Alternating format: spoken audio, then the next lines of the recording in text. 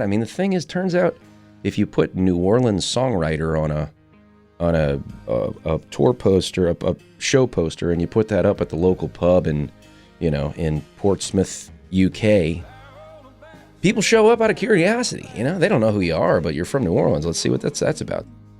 That is Andrew Duhon in a conversation where he went on to elaborate that he's mainly a songwriter who happens to be from New Orleans, rather than an artist whose music is rooted in the jazz, funk, and brass band traditions of the Crescent City.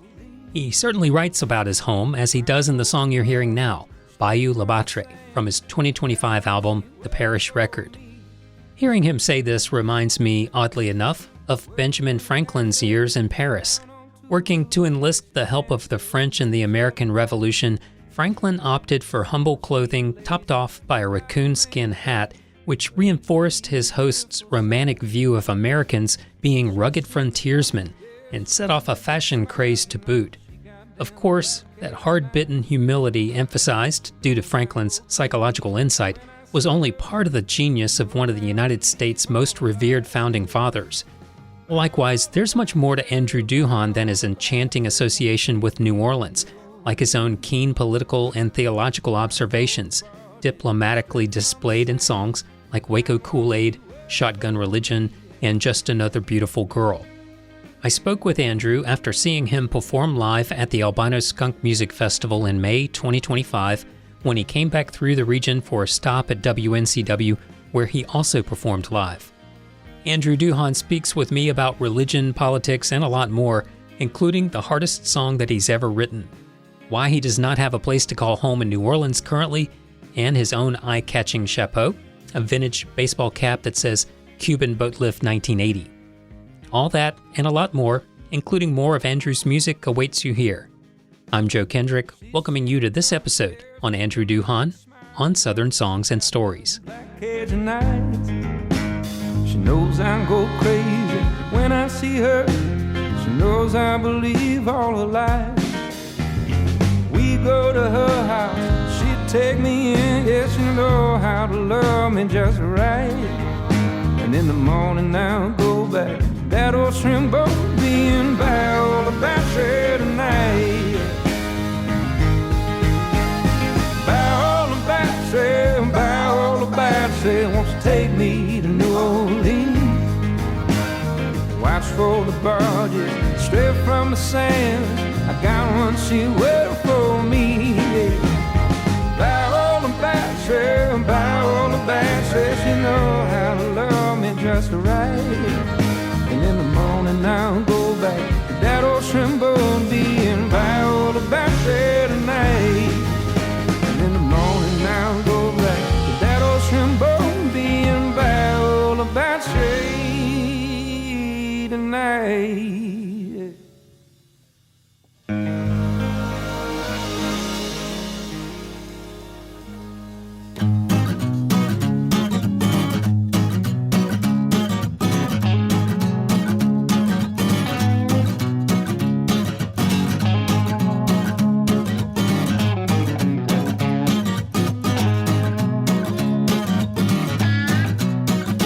Southern Songs and Stories is a proud part of the lineup at both Public Radio WNCW and Osiris Media, the leading storyteller in music. Follow Southern Songs and Stories wherever you follow podcasts, with more at southernsongsandstories.com. You can engage with us on social media. Southern Songs and Stories is on Facebook at Southern Songs and Stories, on Instagram at South Stories, and my YouTube channel is Joe Kendrick NC.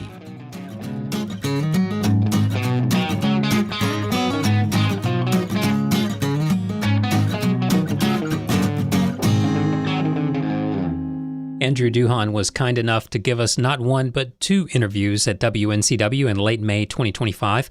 The first was along with his band's performance live on the air. The second was immediately afterwards in another one of our studios. Our conversation began with talk of his tour supporting his new album, The Parish Record, recorded with longtime bandmates Miles Weeks on bass and Jim Kolacek on drums, with additional keyboards and accordion from Daniel Walker. I noted that the Parish Record seemed to be catching a groundswell of support, and Andrew replied that he noted that increased momentum, with audiences singing along to songs already whereas awareness of his earlier records lagged far behind than where it stands today. We pick up here with Andrew Duhon talking about the accomplishments of his band. Miles plays with the James Hunter Six, which is a really excellent, soul R&B artist out of the UK, currently making a record with Dan Auerbach. It's just, he's a timeless guy, timeless writer and player. Let's see, Jim played with a band called Beau Soleil, which was one of the torchbearers of Cajun music. Unfortunately, their band leader passed away. What was it? It feels like a year and change ago, not that long ago, but he was a really beautiful soul and died in a car accident, sadly. But Jim is one of the most tasteful drummers I've ever, had the pleasure of playing with. And those guys together I say that they are the most encouraging thing that's happened to me in this musical journey thus far. Now, maybe when we sell 1,000 tickets a night, there'll be something else that's more encouraging. But right now, what it is these two particular players willing to get in the van with me over and over again and play these shows with me, play these songs that I wrote with enthusiasm and with heart and with true sensitivity, bringing the length and breadth of their musical experience to serve these songs. That's pretty special. And then, as you mentioned, Dan Walker is the guy that we call first when we want to make it a quartet. He's on keys, and he plays with Hart and Ann Wilson, Toad the Wet Sprocket, I think they're called. He's been on some fun projects, and he's just as tasteful as they come. Well, that's some far-ranging musical style there amongst your bandmates. Thinking of Miles playing with James Hunter, you ever hang out with James Hunter? Yeah, he was in New Orleans and he had a show there. We hung out for a minute and got a beer after the show.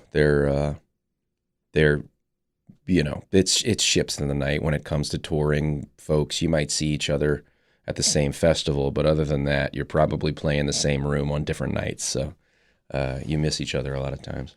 I had one conversation with James Hunter backstage years ago, and it was so fun. I understood maybe half of what James was talking about. Nice, thick English accent. Yeah, I love it, man. I love England. Used to go every summer to go play shows solo and just take the train. And then, it started to fall lower on the totem pole of the priority list because markets started to feel a little closer to some kind of tipping point, closer to home, all the United States places. So venturing out with Wanderlust to play in the UK felt like a less prudent choice than just to keep hitting the markets that were starting to grow and seem promising. A lot more risk traveling and trying to Yeah. make any money on a tour because you can lose money, especially far away from home. Yeah, and that tour I think was about inspiration more than the numbers at the shows, which weren't bad. I mean, the thing is, turns out if you put New Orleans songwriter on a tour poster, a show poster, and you put that up at the local pub in Portsmouth, UK, people show up out of curiosity. They don't know who you are, but you're from New Orleans. Let's see what that's about. So it was useful more due to just the inspiration of traveling over there in the old country, so to speak. And I got songs from that experience. I think The Moorings, that second record, had a lot to do with those travels. That particular song, The Moorings, was inspired by those travels. So useful from an artistic, creative standpoint, but these days it's been hard to get over there because there are so many opportunities to play shows to growing crowds here in the United States. Well, speaking of New Orleans, I would say that the attraction to all things New Orleans applies here as well. That being from New Orleans and being based in New Orleans it brings with it some advantages. Yeah. With your new record, The Parish record, tell us about The Parish. What is the essence of The Parish, musically or otherwise? I think the travels will always inspire new songs and stories. And the past 2 or 3 records, I think I pulled from the travels those ideas. Like the record before is called Emerald Blue. It's inspired by the color of the water up in the Pacific Northwest and the color of the eyes of the woman that I followed up there. This record was about coming back home after those travels, a different person, an older person, but coming back home to a Louisiana that felt familiar to me and important. And I wanted to celebrate the memories of Louisiana that I could conjure. I think a song like Girl from Plaquemine feels very much like the Louisiana memories to me. But I wanted to come back home with this one. I think that sounds kind of overdone in a way. Like this record, we brought it back home. Yeah, what does that mean? I don't know. Well, let me try to explain what that means to me. That's to me, it is coming home a different person, having different experiences from other places that help me appreciate where I'm from a little bit more. I think I'm still looking for a place to plant a flag in the ultimate settling down somewhere, finding that new home. But that process has introduced me to the fact that New Orleans is just kind of special. And I am just kind of lucky to have been wandering around this place that feels familiar, but it is also special in the United States. This one's called Girl from Plaquemine. Goes like this.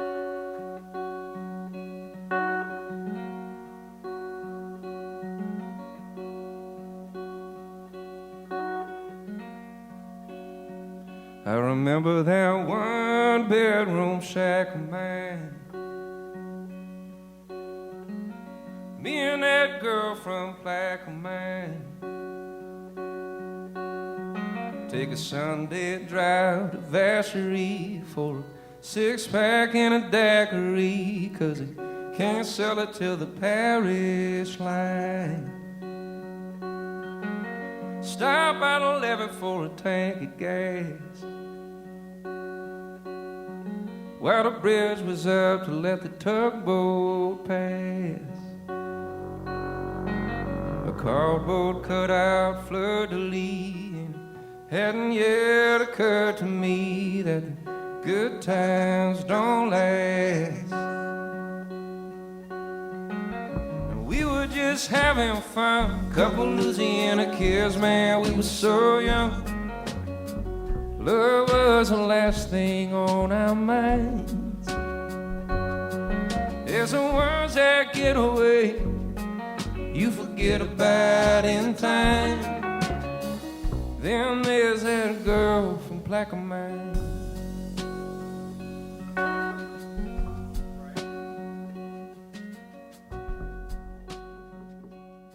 In another interview, Andrew Duhon said that a good song has to cost you something. I asked him what was the hardest song that he had ever written. Easy. The latest record has a song called Another House, and it's the most important song that I've written to date. It's a song telling the story of the early days of recognizing my mother's journey with dementia, and the realizations, the mourning of that, and just the truth of what that looks like. It's not a song that I wanted to have to write to talk about my mother receding away, in her own mind. But because it was reality, I knew that I had to write the song, and I've never felt more fortunate to be able to write a song like that. So that would be the one.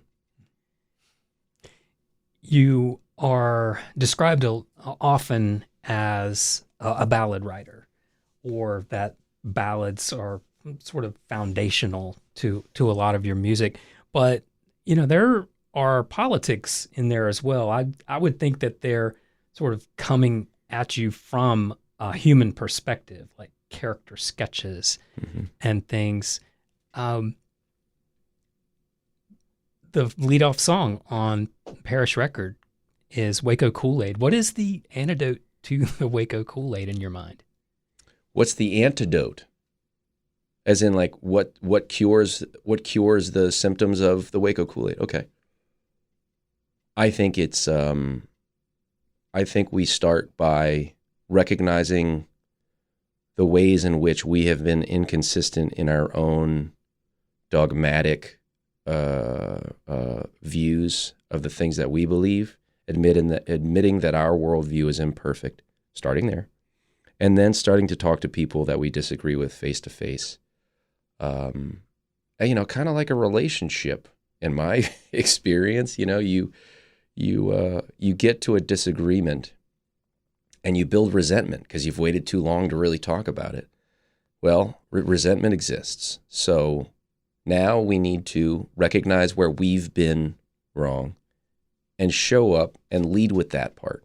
Even though you think the other person is insane, you have to lead with the ways in which you have shown symptoms of insanity. Start there. Disarm with your own admission of imperfection and symptoms of insanity. Now can we talk about what we both want deep down, more philosophically than politically? What do we want philosophically? How much do we want to help a stranger? Or do we just want to board up and retain everything we possibly can, I think that talking to strangers or people that we don't agree with, they don't have to be strangers. I think that's the way forward, because the algorithm does not show us human reactions, and it doesn't connect human beings together. And what we're lucky to do is tour and talk to people regularly if we want to. We meet people who have heard the stories that we're playing and telling, and some of them want to talk about it, and then we get to talk about it, So that's nice. This one's, what's this one about? This is about our, collective gullibility these days. Oh, man. We just love a good headline without reading the article. Gosh, we love it. And, song's called Waco Kool-Aid. And, in these divided times, ladies and gentlemen, I think there's one thing that we can all unify around, and that is the importance of staying hydrated. Song's called Waco Kool-Aid. Goes like this.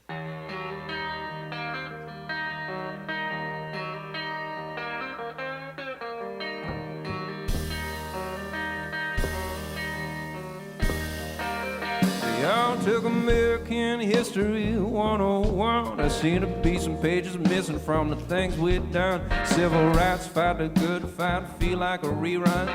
Bad news, went to war. Good news, we won. Sure, there was bloodshed. Get it through your hair. They were bad people and now they're dead. And so we pledge allegiance to the flag in the third grade. Take a little sip of that Waco Kool-Aid.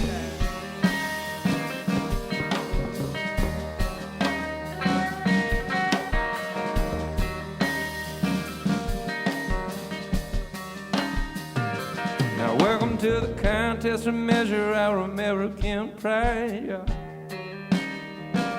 with no need to measure the ability to change our mind.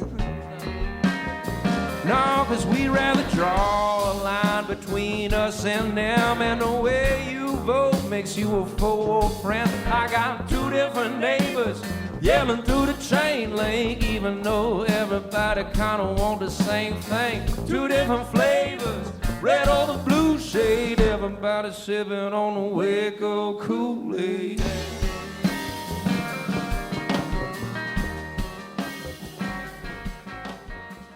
Religion makes its way into your songs as well, and everybody colored their own Jesus from Emerald Blue, also Shotgun Wedding on Parish Record, and Just Another Beautiful Girl, that you play out live. What's your point of view regarding religion? Yeah, I grew up Catholic, went to church as a kid. I think my mom was fairly devout, and my father was my mother's partner, and I think he also saw community in it. I think he appreciated a ritual. I think going to get donuts after church was as important and formative as going to church was, I'm sure. And to this day, I revere the idea of ritual and community, and I'm afraid that we're getting away from it. I'm afraid that that's a huge thing the algorithm is doing, is not just dividing us ideologically. It's making us believe we're a part of a community when we're not really. We're part of an algorithm. That said, I think it was high school when the teaching became about the dogma and it became more of an us and them scenario, and I was like any junior high and high school kid looking for identity, trying to figure out where I belonged, and it wasn't until freshman year of college that I took a course, an elective called Religions of the World.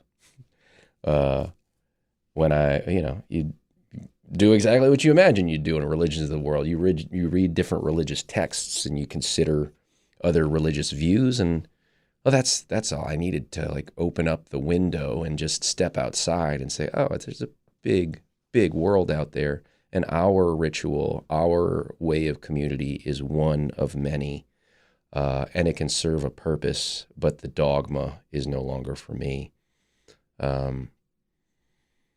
And I think there is a certain amount of purpose I find in trying to speak to the ways in which I was taught, far too tightly wound and not inclusive. I did not learn how to love a stranger in religion class. I did not consider how good deeds could be about serving someone else because that's good, and that maybe altruism doesn't exist. The idea that I could do something selfless doesn't actually exist, because me doing something selfless feels good to me. Well, that's why I did it, because it feels good to me. You got to have motivation. Sure. So why didn't we start there? Why didn't we talk about that? And why didn't we talk about the fact that when you write something like Judaism up on the board and talk about the misconception or the things that don't make sense maybe in their dogma to a layperson, and then you erase that off the board and you write the next religion. They never wrote Catholicism on the board and had the same, because that's easy. It's easy. It's insane to me that happened. There was no mirror. No. This was the way. And I think instead to see it more as our community's ritual and welcoming other people in that way. This is our ritual. Are you visiting? Come experience our ritual. We want to show you how we spend our Sundays. That wasn't the feeling, though, and I think it should have been. I think it should be fostering community and welcoming people in to experience our particular ritual, understanding that the world is full of rituals in different communities. But that's a long, windy road. Mm-hmm. Tell you a little story from back home. This is a story I wrote the day a friend of mine's mother asked me why I didn't write more songs about Jesus. I don't know what I told her. I think I blacked out. But I went home and I wrote a love story. Don't know why, but this love story does include a cameo. Jesus does make an appearance in this song. It's called Just Another Beautiful Girl. Goes like this.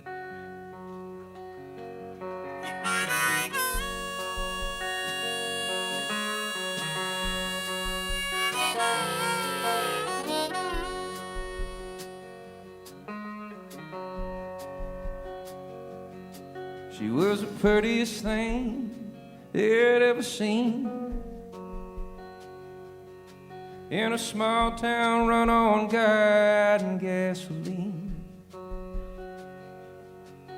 They marveled at her green eyes and her curls.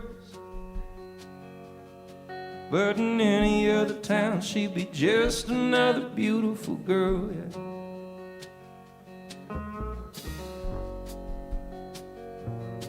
Now they wore that Bible belt just a little too tight,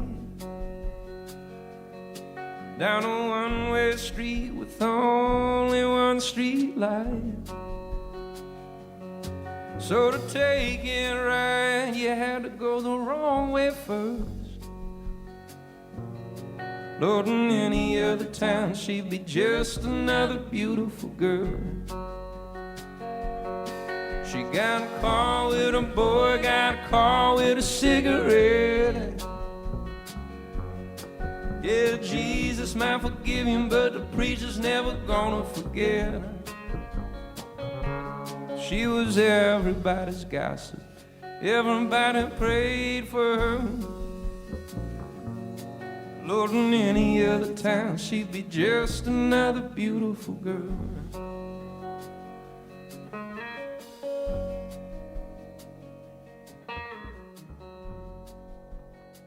Another excerpt from Andrew Duhon's performance at the Albino Skunk Music Festival in May 2025, also found on his album, The Parish Record. After Andrew mentioned community in the context of our conversation about religion, I asked Andrew about his community in New Orleans and how that has changed over the years. Well, let's see. I think we're in the van so much that our experience of New Orleans is different than the average experience of New Orleans. We're there during the festival season. We're usually there during Mardi Gras. Those are moments when you celebrate the city, and it feels like, especially since Katrina, everybody kind of knows what we're celebrating. But I'm currently, I just moved all of my things into storage. I don't even have an apartment in New Orleans anymore, just before this tour.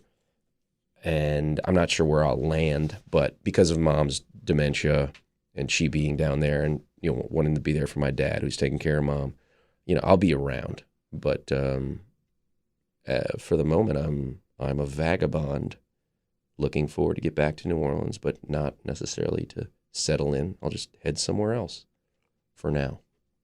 New Orleans is a big enough town. You can gig out a whole lot, I bet. You could, but I think you start to lend yourself more to the tourist scene.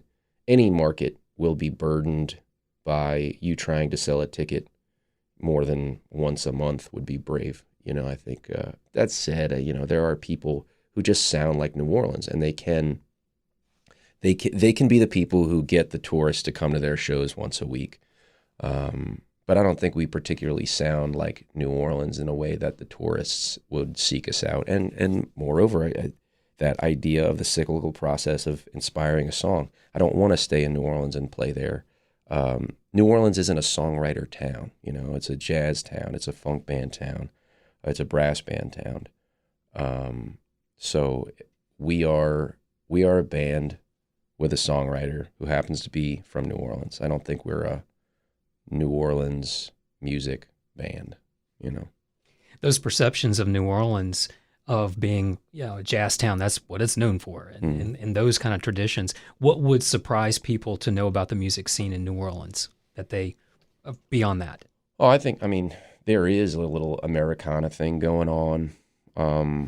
I think there's a pretty cool, living artistic community in the Bywater area, but it's constantly moving, like anywhere, I'm sure. It's just that New Orleans, I have a longer view of. It feels like the places that we used to go have now kind of been enveloped by the tourists, and we go further afield now. Excuse me, but that's what gentrification looks like, and but it still feels like it's living when you go find it at its edges, and that's nice. I don't know that that's true for everywhere, but New Orleans certainly still has that living edge. Fare thee well, compadres. Safe travels on them highways. We'll come back together someday soon. Raise glasses once again. Closing out this episode of Southern Songs and Stories with Andrew Duhon's closer for his set at Albino Skunk in May 2025, another pick from his collection, The Parish Record, Just in Case. Just in case you don't already know, we're so glad you're listening. And did you know that there are over 150 episodes of Southern Songs and Stories available anytime for free anywhere you find podcasts? It's true. They also have a home on my website, southernsongsandstories.com, where there are many more articles and photos to go along with those episodes. You can follow us on social media, at South Stories on Instagram, at Southern Songs and Stories on Facebook, and you can view these episodes and a lot more on my YouTube channel at the handle Joe Kendrick NC. We're also on Substack, where you can read the scripts of these podcasts and get updates on what we're doing and planning in our quest to explore and celebrate the unfolding history and culture of music rooted in the American South and going beyond to the styles and artists that it inspired and informed. This series is a part of the lineup of both Public Radio WNCW and Osiris Media, with all the Osiris shows available at osirispod.com. You can also hear new episodes on Bluegrass Planet Radio at bluegrassplanetradio.com. Thanks to the Albino Skunk Music Festival for lending us the audio of Andrew Duhon's set. Thanks also to Jacqueline Anthony for producing the radio adaptations of this series on Public Radio WNCW, where we worked with Joshua Ming, who wrote and performed our theme songs. I'm your host and producer, Joe Kendrick, and this is Southern Songs and Stories, the music of the South and the artists who make it. Just in case we never meet again. Just in case we never meet again. Oh, na, na, na, na, na. Oh, na, na, na, na, na. Oh, na, na, na, na, na. Just in case. Oh, na, na, na, na, na. Oh, na, na, na, na, na. Oh, na, na, na, na, na. Oh, but that next train will come just like we want it.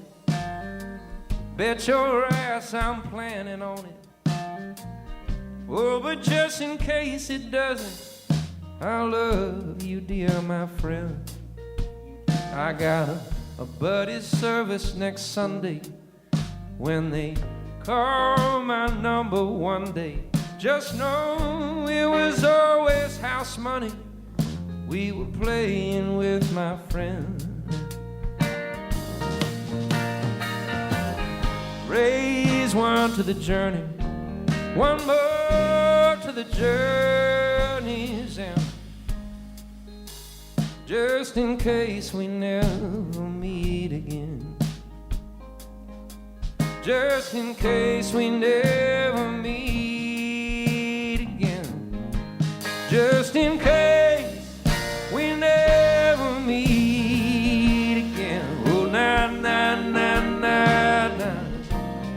Oh, na, na, na, na, na. Oh, na, na, na, na, na. Just in case. Oh, na, na, na, na, na. Oh, na, na, na, na, na. Oh, na, na, na, na, na. Just in case. Oh, na, na, na, na, na. Oh, na, na, na, na, na. Oh, na, na, na, na, na. Just in case. Y'all ready for your part? Here it comes. It's not the na-nas. I know you think you're gonna. I want you to sing. I don't want you to sing. We're not gonna na-na Check this anymore? out. 1, 2, 3. Festival!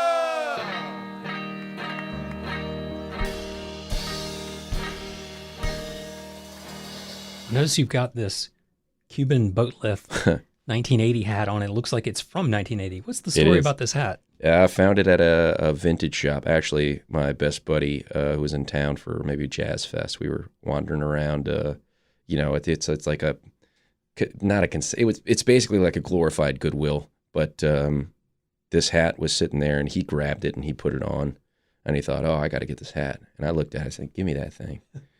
And I put it on, and I looked in the mirror, and I did not see Andrew Duhon. I saw Ernest Hemingway. I saw a weathered man deep in his stories, and I thought, oh yeah, that's got to be my hat. So I had to convince him over the course of a day to sell it to me, as my buddy had bought it, but he sold it to me, and now it's mine. Now it's this is my hat now.